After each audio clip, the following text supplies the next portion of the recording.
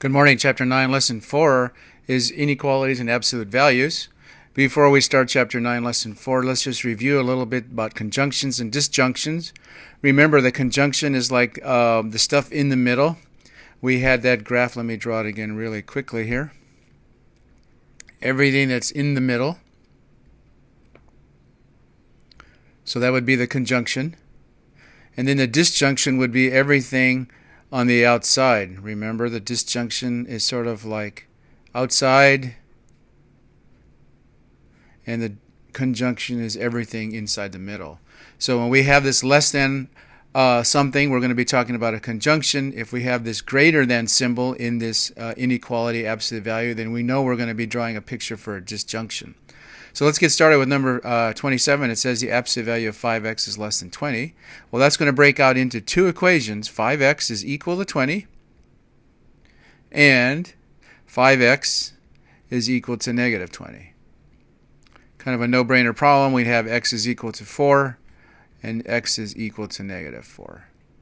Okay? So remember, too, when we were talking about inequalities, open circle, greater than or less than, solid circle, closed circle, we're talking about greater than or equal to, less than or equal to.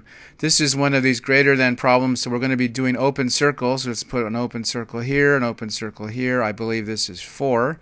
This turns out to be negative 4.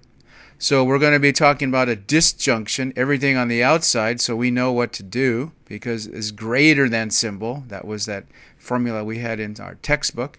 So we're going to be going everything on the outside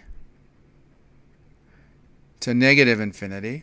And then we're going to be going everything on the outside to positive infinity. So that would be our graph. Number 27 said make a graph of this inequality. The absolute value of 5x is greater than 20. Chapter 9, Lesson 4, number 45 says the absolute value of 13/4 plus 2t is equal to 1/4. And I think, let me check, 45 it says go ahead and solve this. So we're going to end up with two equations.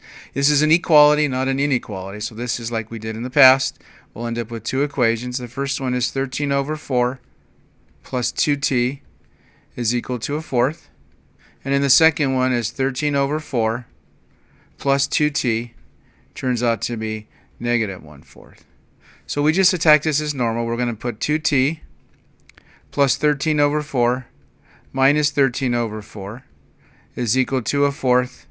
Take away 13/4, subtracting 13/4 from both sides. So this looks like 2t is equal to negative 12/4, which I think is negative 3.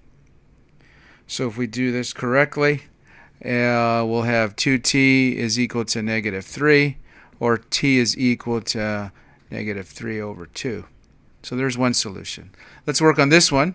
We're going to do exactly the same thing. 2t is equal to, not in quite as gory detail, we'll subtract 13/4 from both sides. So 2t will be equal to negative 14/4. And if we divide that by 2, t turns out to be negative 14/8. And if we can reduce that, we end up with, I believe it's negative 7/4. So for number 45, we have two solutions. Those values would be negative 3/2 and negative 7/4. Again, we have two solutions. Let's just make sure it's a little bit clearer. We have negative 3/2 and negative 7/4. So there's our solutions for those two problems. First one was a graph. Second one was, just like we did in the past, two values. One is a positive value and then one is a negative value, and we're solving for t. That's it for today. Thanks so much.